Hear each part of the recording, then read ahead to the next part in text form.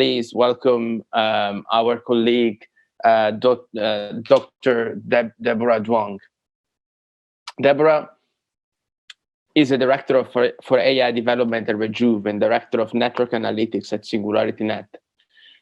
The focus of her research is complex adaptive systems on the boundary between AI and computational social science. She wrote the world's first intelligent agent-based simulation for her University of Alabama Master in Computer Science in 1991.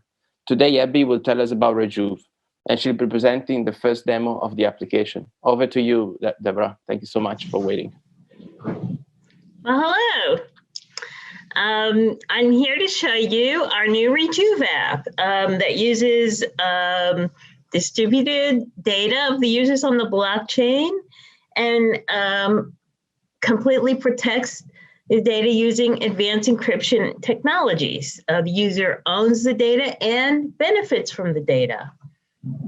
And the point of our app is combining data from many different users in many different places with existing knowledge about the disease and that increases as time goes on and gets better and better to estimate risk concerning COVID. So let me present to you a little bit about the app. Trying to find how to do that. Share screen.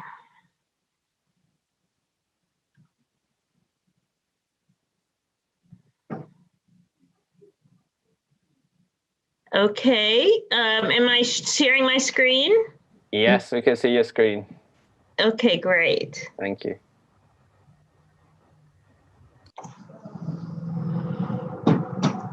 Okay, so here's our presentation.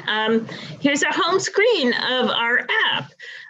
You can see that as soon as you come in, you can look at, based on your previous input, what your risk is for a COVID infection and your risk that, given that you have an infection, how severe it would be and how you're doing with social distancing. And you can see these and you can see how it's changed since the last time you added information. Every day, if you like, you can come in and check in and talk more about your symptoms and see this change as days goes on. We also have a module to test costs so that you can actually use the Rejuve app as something to collect data, and this data will combine with your other data to give you an even better risk assessment of whether you have COVID or not.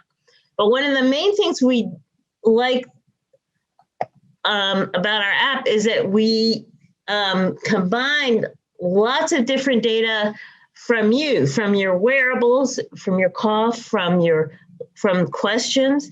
And one of the things we combine with is the Apple Watch. The Apple Watch can import several different kinds of data into Rejuve. For example, the signal from your heart rate variability, the signal from your oxygen saturation, your heart rate, all of these different kinds of data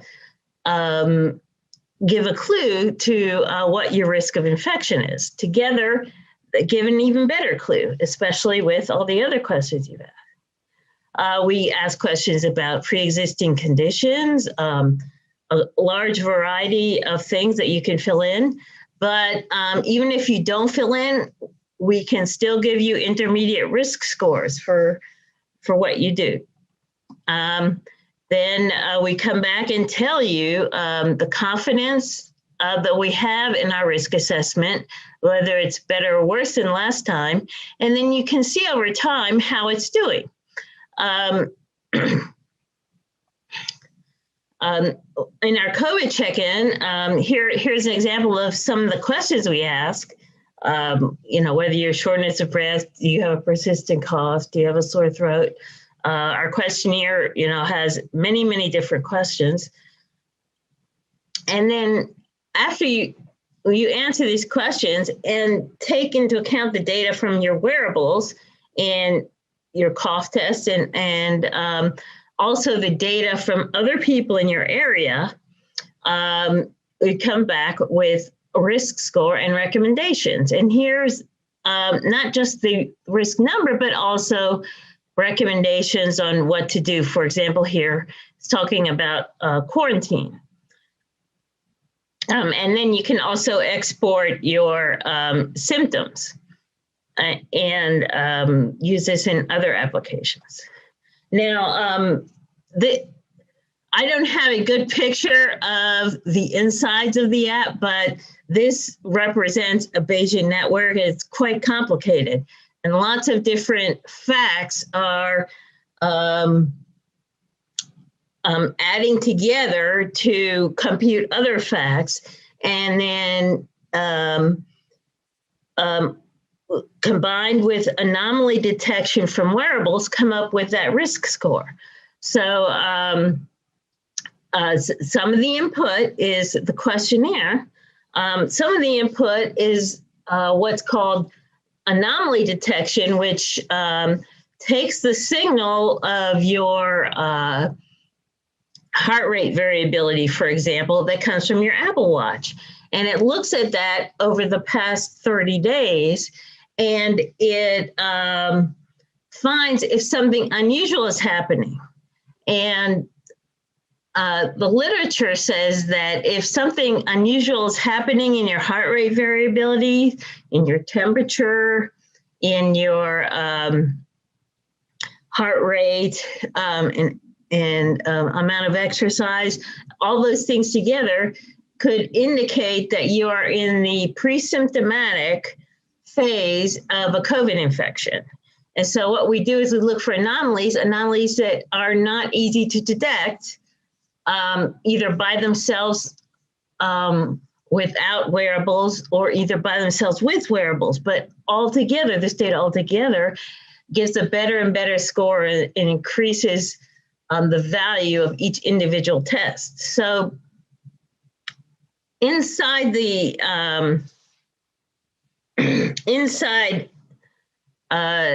the workings of the Rejuve app in the Bayesian net is the Bayesian network, which is really based on conditionality. Like this fact, condition on this fact changes your risk, right? And the good thing about using this method is that we do not really know the sensitivity of individual wearables.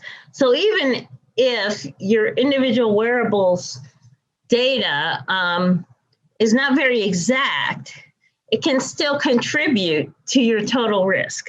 So that's a way to make your wearables useful. It may be that it's not very sensitive test, but even so, we already know that, and we don't count it a lot, but we do count it some in figuring your ultimate risk. And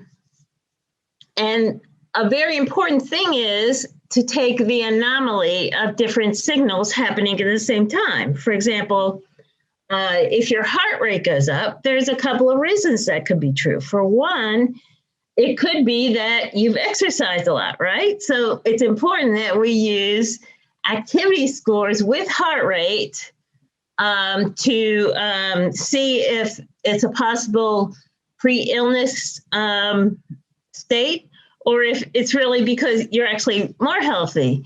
And if you can add, if your heart rate goes up without having exercised, and you answer some other questions, and your risk score in such a way that indicates a risk, for example, you're in an area with risk, your risk score can go up. And if you have a thermometer and your temperature goes up at the same time, well, that increases your risk score even more. So we think that the Bayesian network is a good way of computing risk, and It's also good because it can give you a risk score, even if you don't have all the data filled in, because we know the relations between different variables in the Bayesian network. And for example, suppose, and this question isn't in there, but like suppose you say you're female, it automatically, or if you say you're male, it automatically doesn't include information about pregnancy because it knows the relationship between all the variables. And if you say you're pregnant, then it assumes you're female, for example. But even though there's a very tight connection between pregnancy and being female, there's looser connections between all these other data. And when there's lots of data that has a relationship between other data, even though that relationship is weak, you can still get altogether a stronger indication of your COVID risk. So I believe that's about all I have to say. Is there any questions? Thanks a lot for your presentation, Debbie. I've seen a question before in the community that I think only you might be able to answer because it's even difficult for me to read it. So Julia is asking, I know the built-up model of Deborah includes the general known amino acids. What about the synthetic new ones? Is there a reminiscent? This is a reminiscent question from the as follow from other presentations. Well, we don't actually have that for our first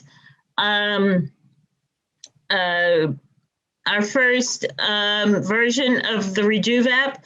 We're starting out simple, and later we will start to include those tests. But we do intend to include the newest ones when we do.